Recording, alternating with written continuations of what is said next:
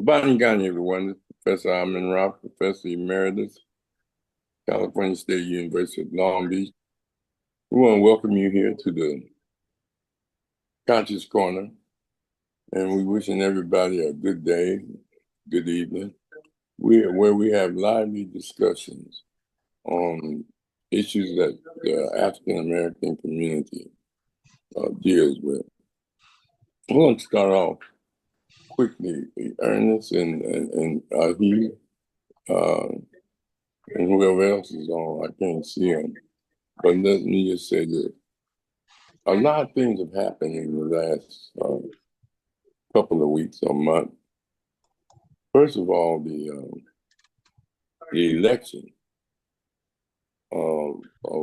where the so-called Democratic people swept it.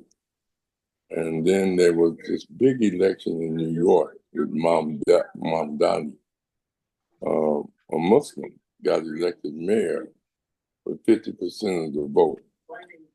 Ernest, what do you think about that? I think people probably waking up. Well, I think that a lot of people, they see what's going on. And then they were kind of, with this last major election we had, they were disappointed. And I don't think a lot of people kind of got into it, but then now they see with this new president, we got to see what he's trying to do. He's trying to turn back history and bring more lies out.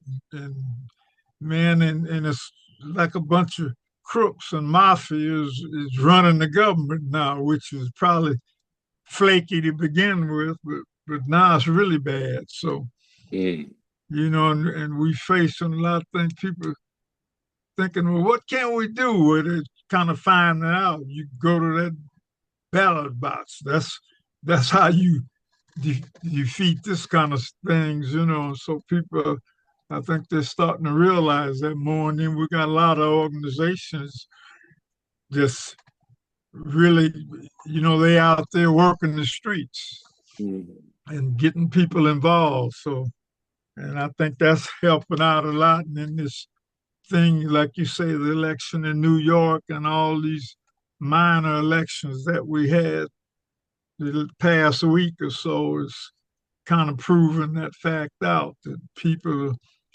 starting to realize, hey, we got to go vote if we expect our rights to be defended, because just because we got a law saying you got a right to do this and that, we have to constantly defend that, because it's kind of bring back memories to me. And my dad always told me, he said, this fight is going to be like forever. In his mind, it's not just doing my time, because what things I'm fighting for now, you're going to have to fight to defend it. And then I see his, there's some truthful in that, because I can see that happening. So people just got to stay alert. Programs like this, like you got, and be aware of what's going on. Because if we fall asleep at the wheel, before you know it, we'll be back where we started, Yeah, but I just want to know what you think about a Muslim being elected and what he stood for. Did you follow him at all? Who's that? Did you follow Mamdani as far as his platform? No, I didn't, because I was kind of unaware of that till you brought that out a couple of weeks ago. Okay, then. Ahi, you there? Yes, sir, What they Professor saying Rahh. in Detroit about Mamdani winning? Well, I can tell you what I feel about it. I feel that the Democratic Party was not able to get in the way of his election. And he is speaking and a reflection of the people there in New York. And the Democratic Party has been out of touch with the people who have overwhelmingly, on the left side, voted with them, just because they were voting for the lesser of two evils. But he touched a nerve with the people there and the Democratic Party. He was able to keep them at bay, even though he considers himself a Democrat, and the people spoke. Now, in the past and currently, the Democratic Party, with the way that they approach toward people like Bernie Sanders, the Brown girls, and even our Black caucus within the Democratic Party being a part of the machine, have voted and have pushed their agenda against what the people want. And so you end up with these people who are complicit with corporate America, with APAC, which determines a lot of what the media and what the Democratic Party is about now, who are very reluctant to take a stern stance against the genocide of not only the people in the Gaza, which is the popular war, but let's not forget Sudan, who has had more people killed and displaced than Gaza and Ukraine and Russia, both together. But they were reluctant to speak out against any of this because they're paid off. And they're, look, you have Republicans in the Democratic Party. You have people who ran under the Democratic flag, a woman in particularly, and then turned Republican once she got the nomination almost immediately after she got in that office. You have um, red underwear wearing, blue coat wearing people, sheep, wolves in sheep clothes. That's if you're a Democrat or liberal. Within the Democratic Party, they can't embrace everybody, and it seems like the moderate to the conservative Democrats are winning over the liberal wing, which is supposed to be what the Democrat Party is all about. So they were not able to get in the way of the mayor of New York, even though he was a socialist Muslim. Speaking, I mean, straight out, not running from it, not shame from it. And the people showed that they are not the media, they are not the machine, but they are the people, and they have a voice which has been ignored the last in the modern era because we always voting for the lesser of two evils. The people make it clear who they want, but the machine always try and dictate their outcome and the dictum. They stuck Biden in there and took Bernie out, and the people clearly was behind the younger people, which is who they claim they want, and some moderate, and all the liberals were with Bernie. So he was able to minimize the effect of the Democratic Party having any negative influence in his run. And believe me, they were trying, along with the Republicans, who was calling him everything but, a son of God. So that's on that part. That's how I feel about the mayor of New York. Okay, so that's the only question we're talking about here. Yeah. Is there anybody else on that want to make a comment? Okay. Okay. Then what I recognize is, first of all, it was really a victory for the people. I mean, they actually beat the political machine that generally determines who gets elected from both parties. And that's very important, that we give credit to the people that came out and voted for him, despite the millions of dollars, and gave they changed, getting Adams to drop out to let the other guy run, and then Trump getting behind him, and then at the same time, very few of the Democrats endorsed him. He's supposed to be a democratic socialist, a socialist from that standpoint. And uh, Barry, he'll be right back to let you in.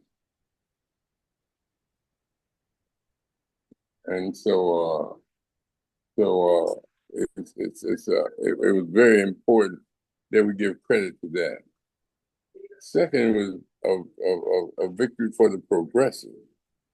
Never before a man jump up and say he wants free buses for people to get on the bus free, and put a rent freeze on, and try to get more control of the economy, and wanted to have government ran, city ran markets. That's heavy, man. That's heavy to do that. And I don't know if y'all heard that, but that was very important. Third, he was principled. He said, I'm a Muslim, and I'm not going to ever back down from that.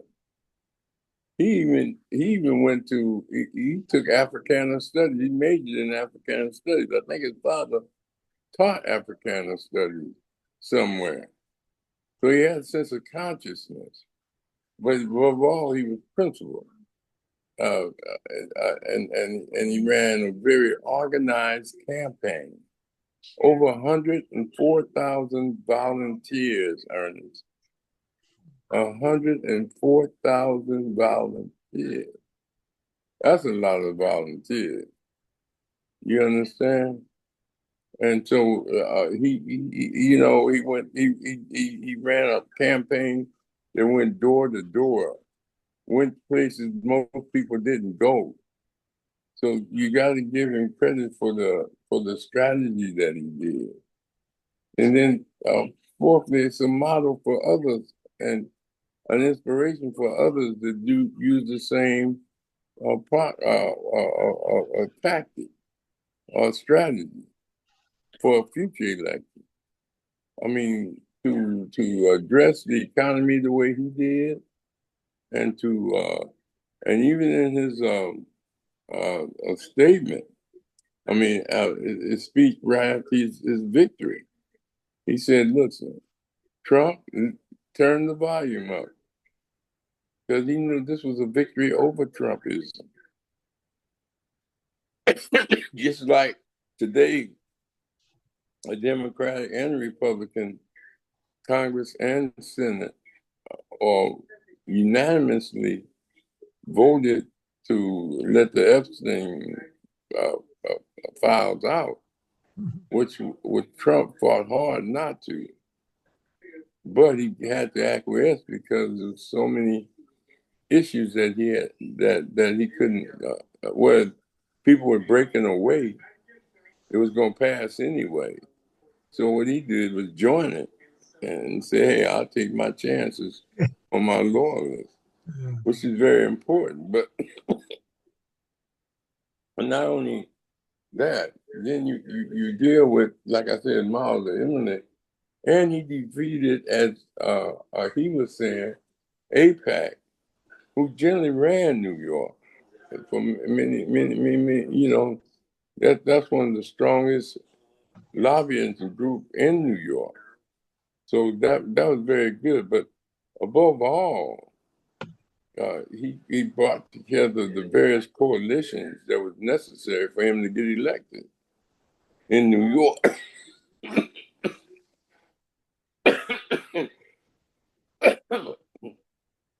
Now, why does that affect Black people? Because many Black people voted for him. The majority of young Black people voted. The other candidates were relying on the older people to come out to vote. They didn't expect so many young people to come out and vote. So you see a changing of the guard through struggle and through strategies that made the people feel that not only they were voting against the established order of today with Trumpism, but they were voting for something. He gave them something to vote for, which is very critical in this day and age, and us trying to get our young people out. You know, what can we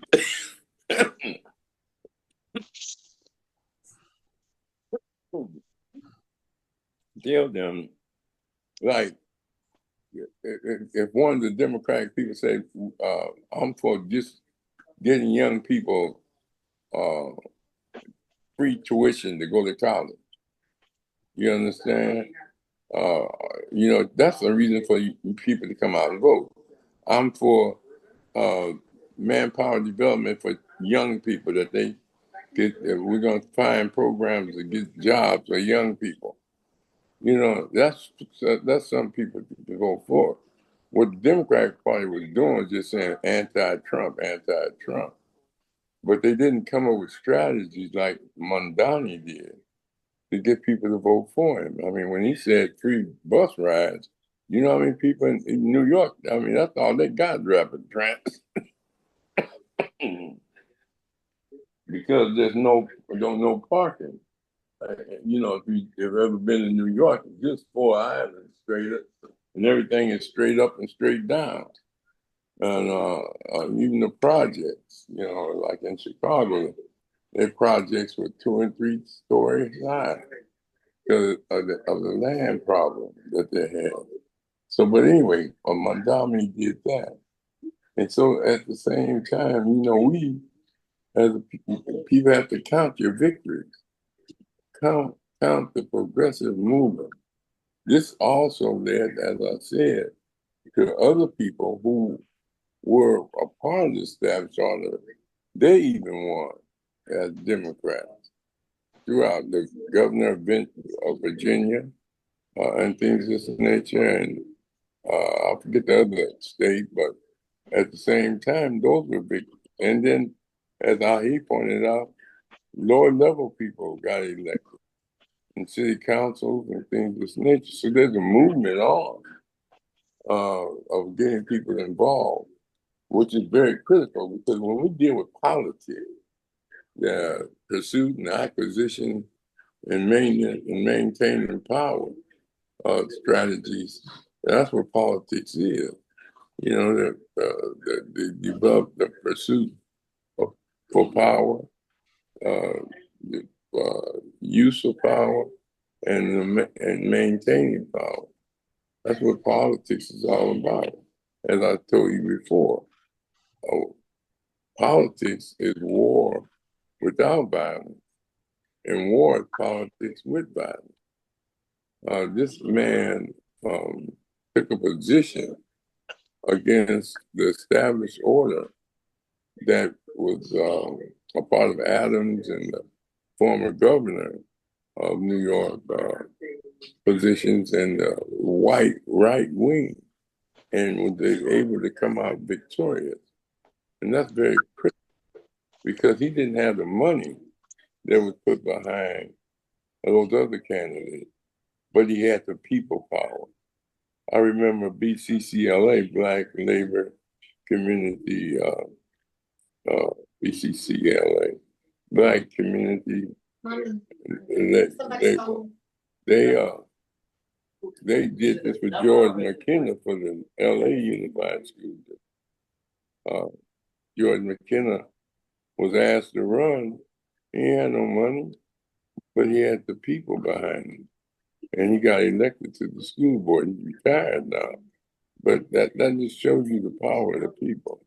Now, the other thing is that this, despite them calling him a democratic socialist, which is very important, meaning that he's for social program. That's all democratic socialists mean. He's saying that we pay taxes into the government.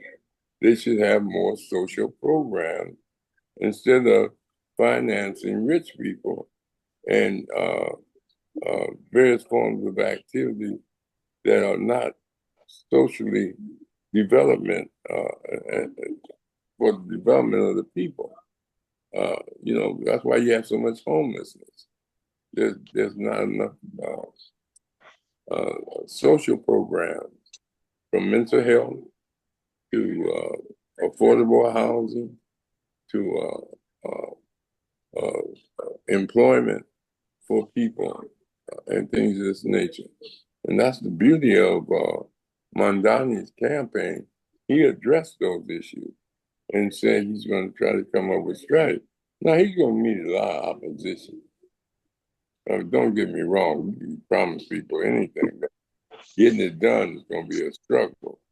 And because a lot of people with established order and those that got interest in this keeping things the way they are going to be fighting hard not to change.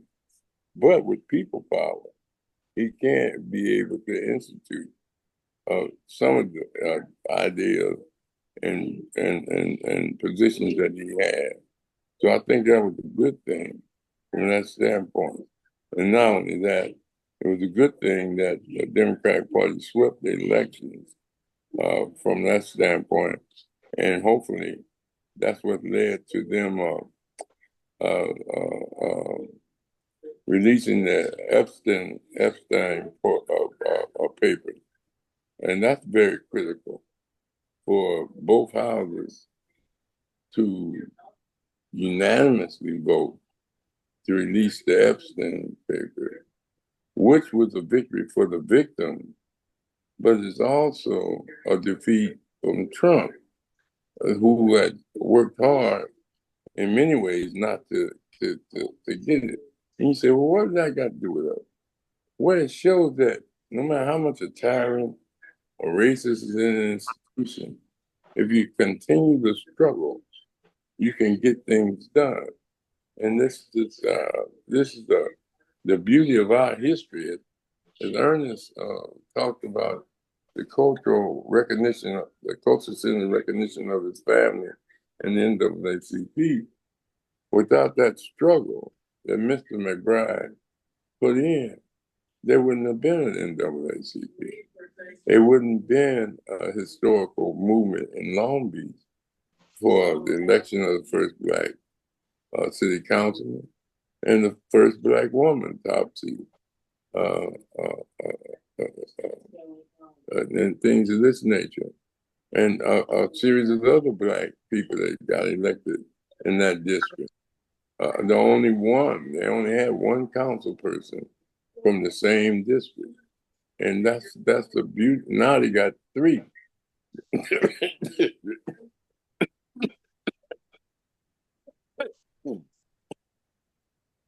So that shows you. See, people think we ain't doing anything, and we're not making progress because they don't sometimes not train how to count their victories, count their champions. And that's you. And that's the beauty of us as a people. We wouldn't be out of slavery if it wasn't for struggle rather than enslavement. We wouldn't have made to liberalize this country during the Reconstruction and Civil Rights movement and fought against all those things. So that's the beauty of this. But getting back to the Epstein paper, how do you see that, Ernest? What? The release of the Epstein. Well, they should release. I know it's going to be redacted because they're working on it to get Trump's name out of it. But he's all in it. His name. They've been saying his name in the original files. Say his name's all over the place. But you watch and see when they come out with it, it'll be so redacted that most of the people that have knowledge of it and they know he was involved. He was heavily involved with Epstein, and Clinton was in there, and so what he's trying to do now is he's trying to pull a what's the Israel guys starting all his wars to keep himself out of jail. and not annihilating people. Well, with Trump trying to do the same thing because he's down there picking on Venezuela. So while we're trying to get this foul out, he wants to start a war to try to get a distraction to keep people off his back, you know. So this is, Mm-hmm. man, because I know I wondered why Bernie didn't get elected because my daughter kind of got me on that bandwagon when Oh he was yeah. running. Yeah, He ran. yeah, Yeah, well, it was hard yeah. at that time because The uphill that's why battle. you continue to struggle. But what was the key to Mondani's victory in the movement in New York?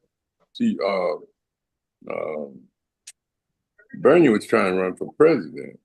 Yeah, This man was just running for New York mayor. yeah. And that's a whole new different level.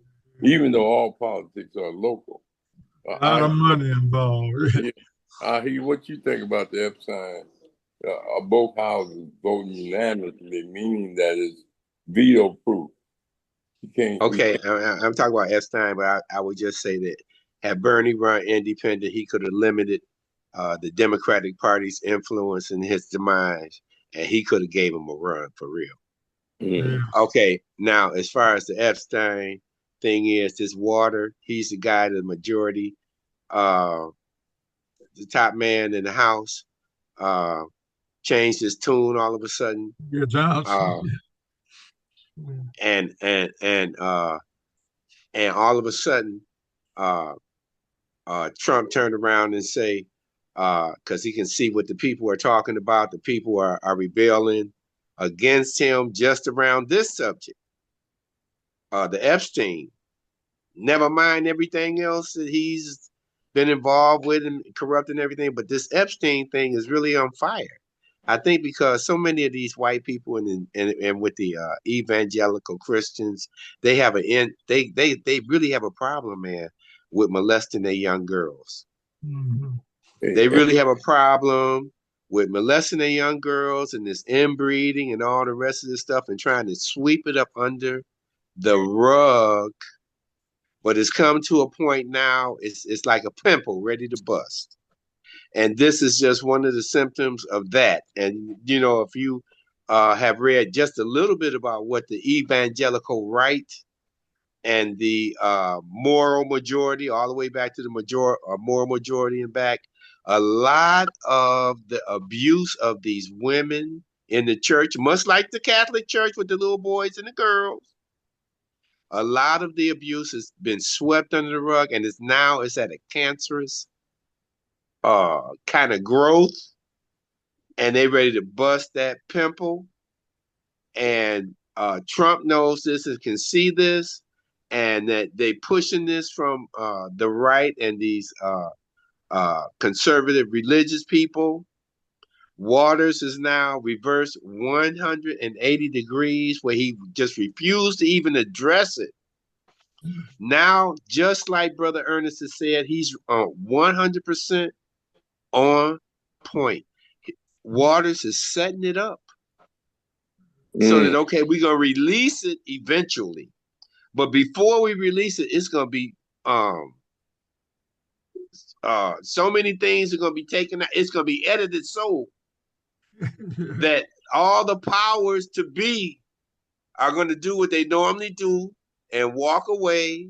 And these young girls who were taken advantage of are not really going to see justice. They may be financially compensated, but justice is not going to be.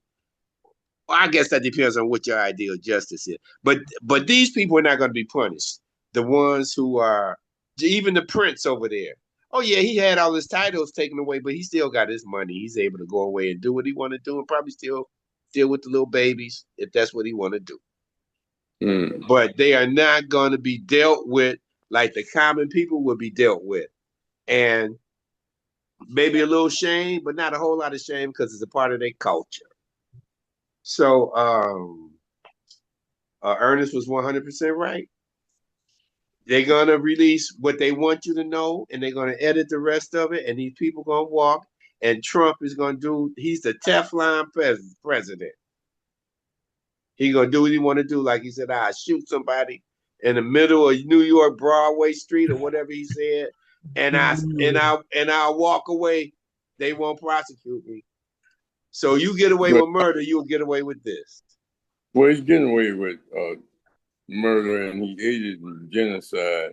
He's killing people in Venezuela that don't even know if they got drugs or anything. No question. Just shoot and No things question. killing people. So you're right. But getting back to that son, do you think if this would be a major issue if those were black girls they were dealing with, or because they were young white girls? Ernest? Probably, probably so. Yeah, if there's, I think if there's white girls, yeah, that's why it's coming out there. If they was black, they'd probably hush it down more. Because I'm looking at it, it'll probably be more redacted pages than pages you can decipher, when this report does come out. So, it's like you say, you can't put nothing past this administration. Brother, do you think if it was black girls, it would be this big of an issue? We wouldn't be talking about it. We wouldn't even know about it. Well, yeah, years from now, they probably bring it up. You probably see it somewhere where they said, "This is what happened, so and so and so and so," and we're here to tell the truth now, after the fact. But of course, I mean, you listen. That's what America was built on, and it was built on race. Non-white people being exploited to the benefit of white folk, specifically the white man. So, let me say this. First of all, there's hundreds of black girls missing in Washington, D.C. They had the article on that. Detroit, L.A. And then remember that Atlanta killing where they got this boy Williams and put him in prison. But most people don't think he did it. And to this day, he denies it. And some way, there's still kids being mistreated or found dead in certain parts of Atlanta. The other thing is, you look at the Epstein thing as not only one in which was very very important to the victims and things of this nature, but at the same time, you have to see it as also a diversion because it dominated the news so much that there's no more focus on Gaza or the other Sudan and Darfur, where genocide, hunger is going on, and it takes away. I mean, it just predominated the media, but to get the people to vote for it, once he saw that he was going to lose it anyway, even if all of them didn't vote, they had enough votes to get it on the agenda. He just joined it. Second, they still feel that he opened up the investigation on Democrats, Clinton and a few other people, so that he could say, we can't give you all the information because of the investigation. As Ernest was saying, and you too, So, but there's two sets of papers being put forth. It's the Justice Department file that have videos and all kinds of stuff. And then it's the Epstein estate that has been releasing articles and then emails also. So you gotta see that they can put the Epstein estate papers up against what they release and tell you if they playing games and things of that nature. So, but why is it relevant to us as Black people? Well, first of all, it deals with the issue of child abuse and sexual human trafficking. The same thing they tried to put on Diddy, that he was sexual transported sex and things of this nature. The same thing they try to get most Black people for. But at the same time, you got to go all the way back in the history of this country where there were some pages, young boys, that congressmen were dating and messing with. And they never really revealed who those Congress people were. You understand that did that. There was other issues with these Congress people. Even Clinton getting his penis, uh, in the White House. All of these things show you that they're not the people that they say they are. Some of them, and so we as a people, we must capitalize on this momentum. And as Malcolm said, when the European is divided, that means we have more power because they're divided fighting each other. So we can make moves ourselves. So the moves that we should be making now is one, educating our young people to get more politically conscious and active. That's one. That's one thing. Our young people must begin to get involved in the struggle, because that's what Martin Luther King did.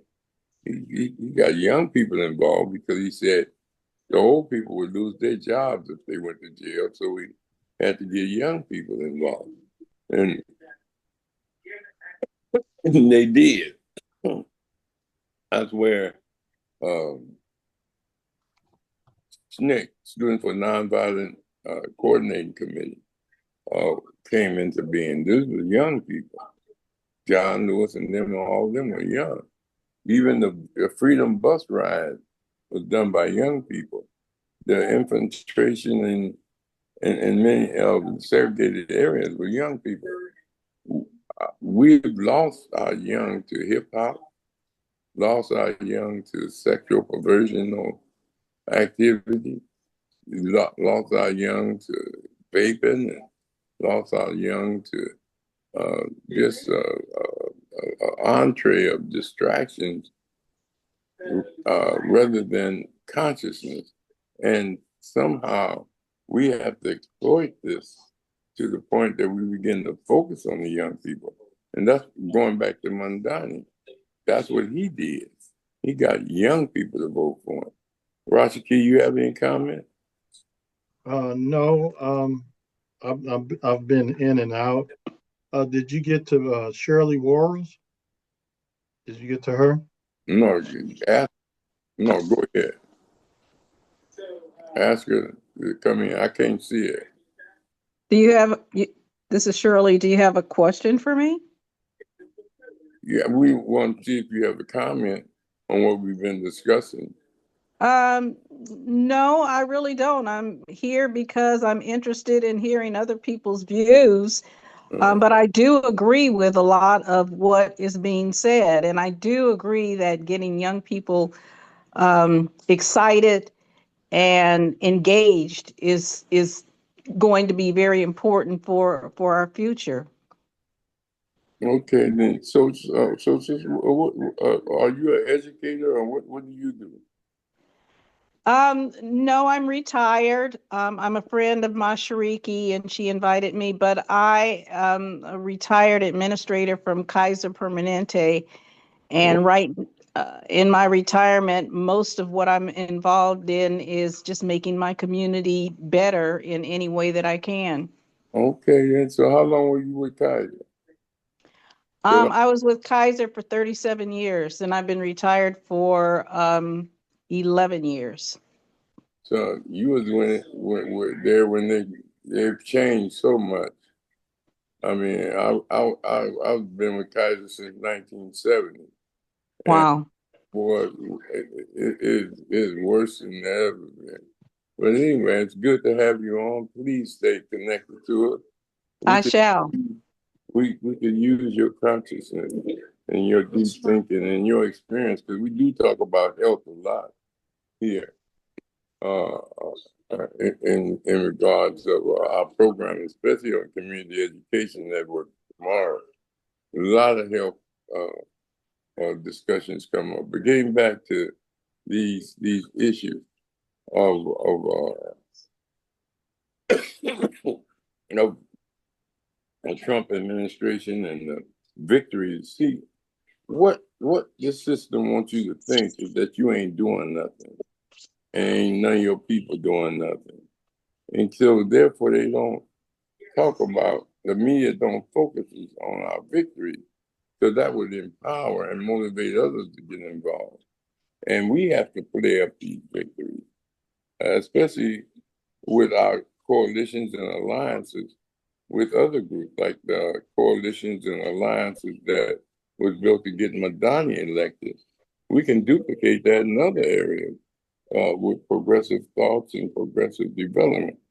I don't think Bernie Sanders could did it because he's a white man, Jewish man, and second, uh, it took a man of color to reach the people of color, like Mandani. It took a man of that felt for the people.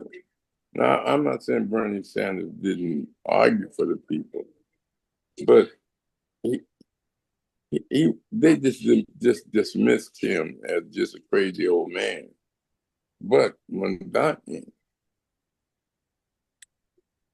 was able to get 104,000 volunteers to walk and talk to people about his election and his ideas.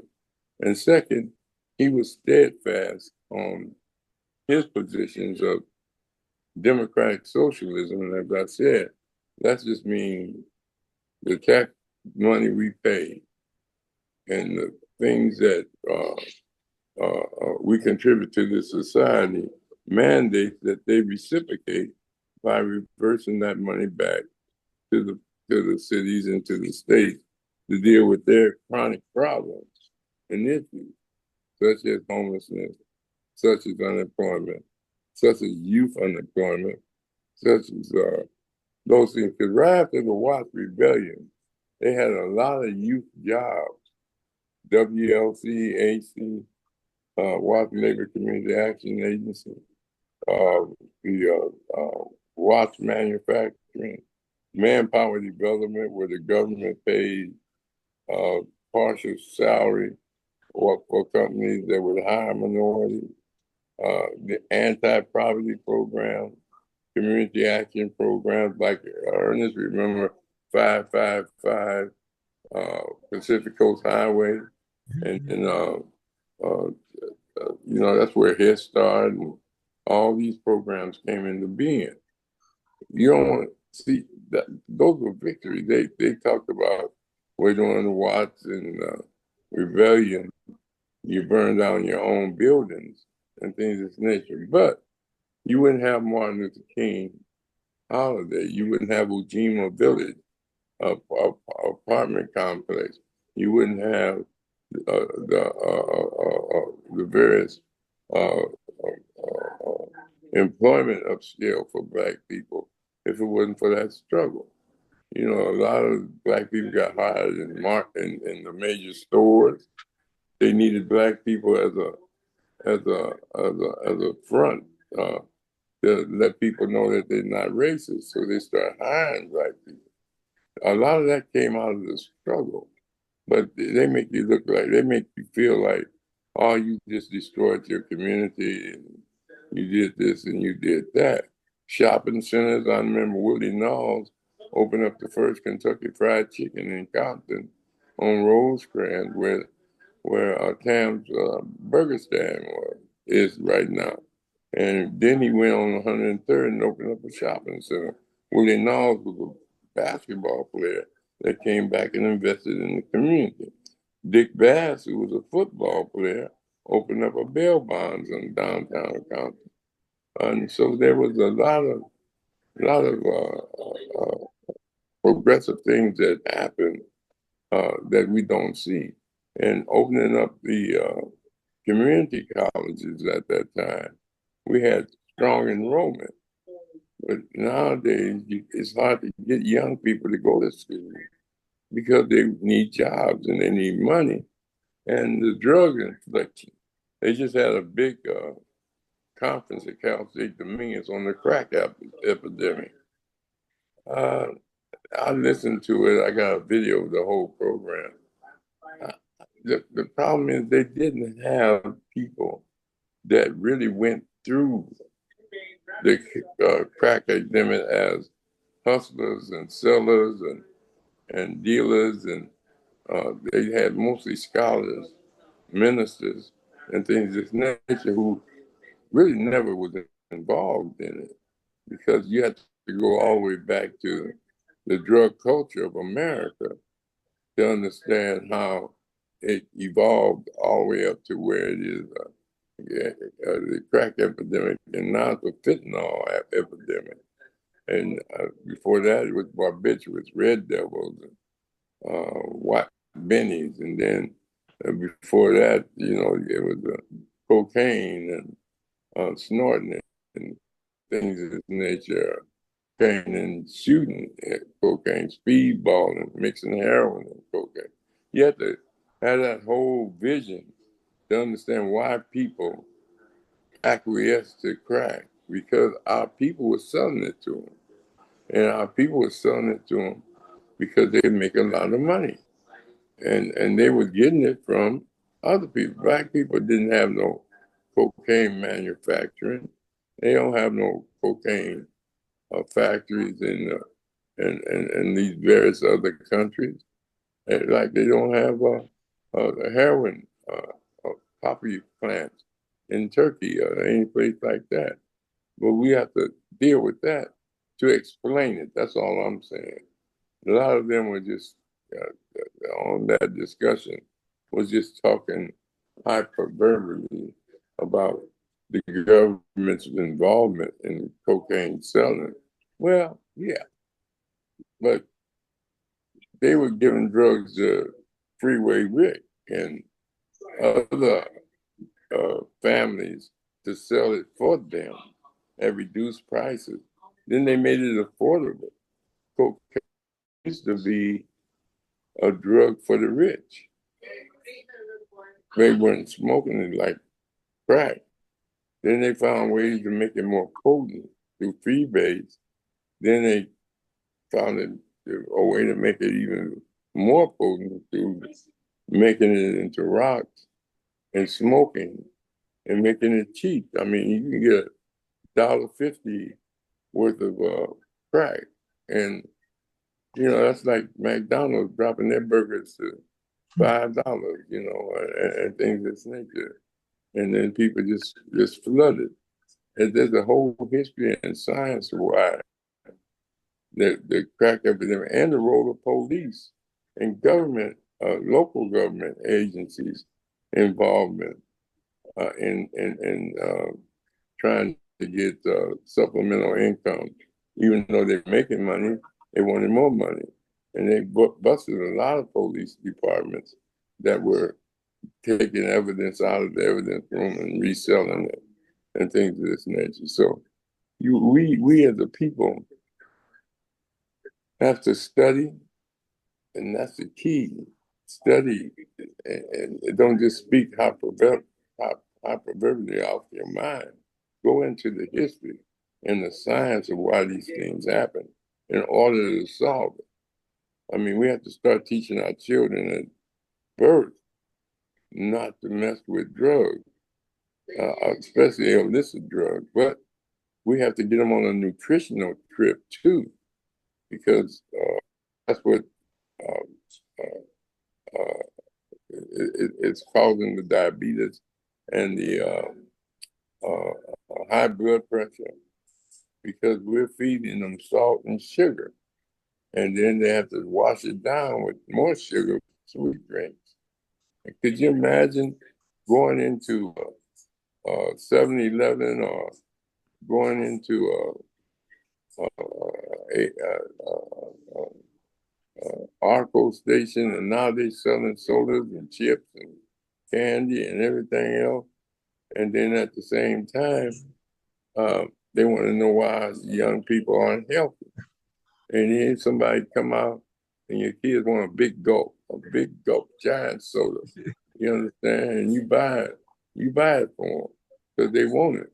Rather than thinking health and nutrition, and say, no, here, you eat an apple, you don't need that.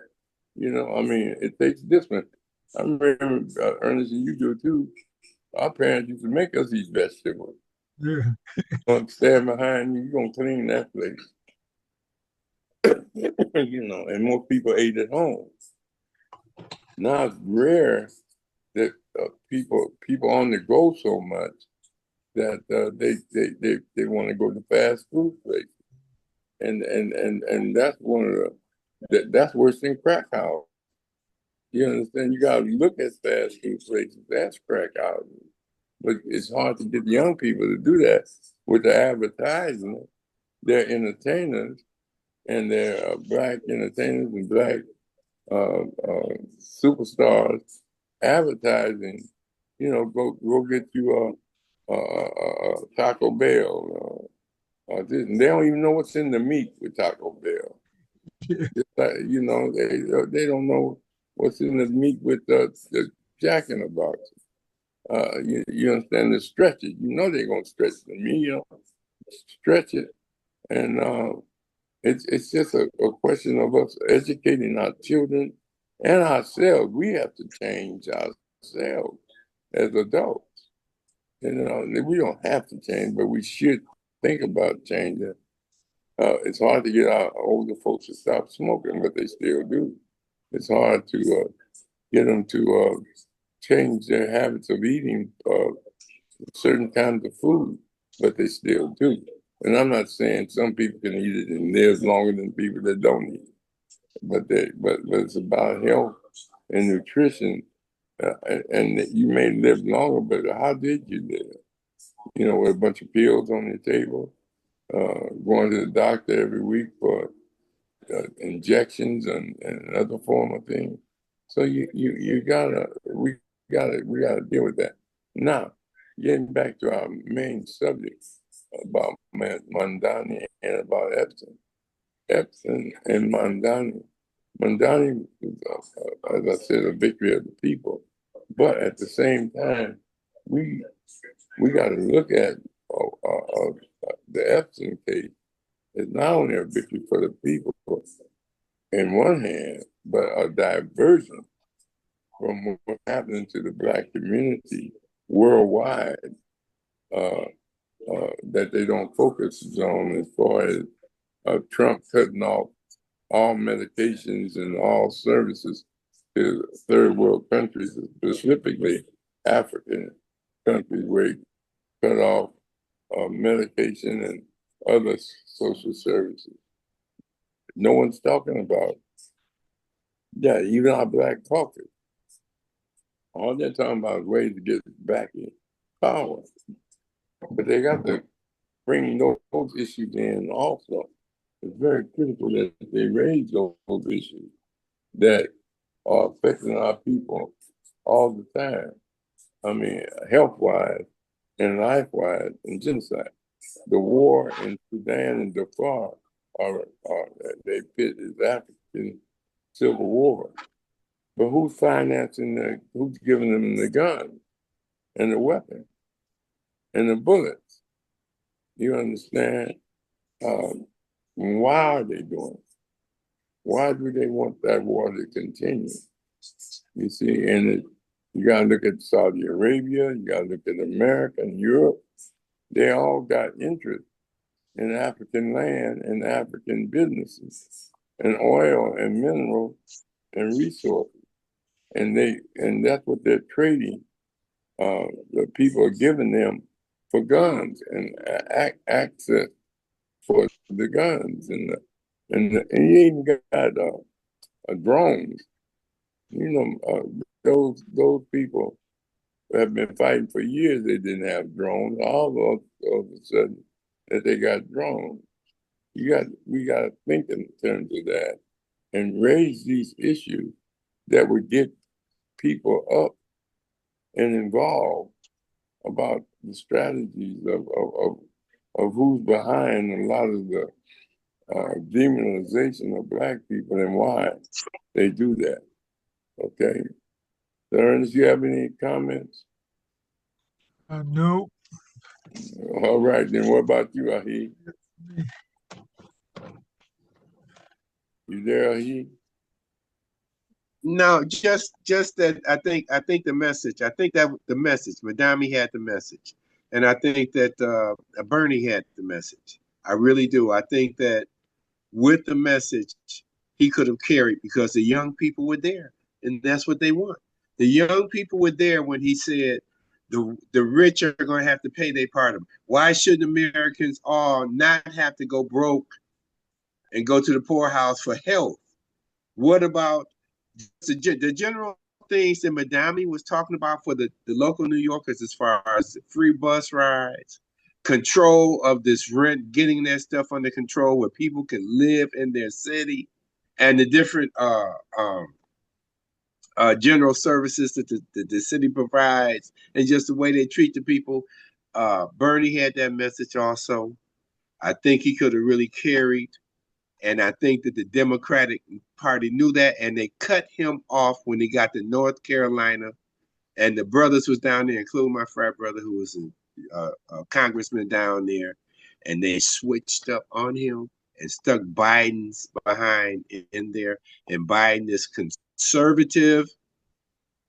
He's a conservative president, just like uh, um, the brother that was in there, Obama. They're conservative people, and they're ignoring. They got to the point where they're ignoring the liberal part, the liberal wing of the Democratic part of the party, and that has been their downfall. And that's why people now are looking for alternative ways to have their voices heard, not so much. Oh, and I want to say something else. Look at all our young people who did when they did start off with SNCC and the different, even the Black Panther Party, the different parties, the people that came in with the young people who had a different voice outside of the system itself, the two-party system. Where did they end up? In the doggone system itself, in the Democratic Party. How do we keep the momentum with the young people? Why are they always getting sucked up into the two main parties when we know that there's limited change and influence when you become a part of those two parties? How do we keep our young people in there? What they feel within what they feel is important, what and keep them from what the main parties feel are important. Okay, this is more than planned. Okay. Yeah, but see, there's some issues also. Like we have Compton College in Compton. It's hard to get our young people to go to college, and part of it because the institution doesn't make a curriculum that attract them. Trade Tech has nothing but vocational programs, so they're full. Maxine Waters Vocational Center, full. But when we look at Compton College, which is more socially driven, academically driven for people, you don't have a lot of minority African American. Have a lot of Latino, but not that many. Also, I mean, the population of getting young people in the school right down the street from them. But there's like you were saying, you got to give them a reason to want to go to school. Now, if you had plumbing, electrician, training and fiber optics and all those type of jobs dealing with the future, and vocational things that, like Compton College used to have one of the best nursing programs out, but you had to pass that state test. And second, it's not easy to go through nursing because of you're the front line as a doctor, administrating drugs and doing things that take care of the patient while the doctor is out on the golf course. And these are things that it's so difficult. The prerequisites to get into a nursing program is almost a year, 2 years away. And then you got to go through a 2-year rigorous program. Now they do have some vocational nursing schools, but at the same time, it's very difficult. And enough studies have not been done to determine how many people go to vocational schools and pass the state test to be a registered RN or vocational nurse. And then, it's just difficult, that position. But, and it's hard work. It's hard work. It's not easy being a nurse because you generally understaffed and you generally, you got supervisors, masters, and you can go and get, but it's difficult. And I'm pretty sure the sisters that's on here as an administrator for CAIDA can attest to that, but we have to come up with new strategies to engage young people, as we have all said. And we got to work that out. All right? Yeah, well, I teach a class over at Dorsey High School, and it's, I teach them life lessons. And this is the kind of information that I impart to them. The Dorsey is teaching them their ABCs and the 1, 2, 3s, but nobody is teaching them, how to manage money and how to navigate some of the systems in life that, oh, I'm sorry. Uh, I'm gonna have to get off. My cable has been off all day and they're knocking at my door to come fix it. So, but I've enjoyed it and I'll come back, I promise. Okay. Okay, and we want to hear more from you, okay? Okay. All right. Bye-bye. All right. Rashaki's not here, so we're going to close out. I'm not sure. You go to the website to find out who's going to be on tomorrow.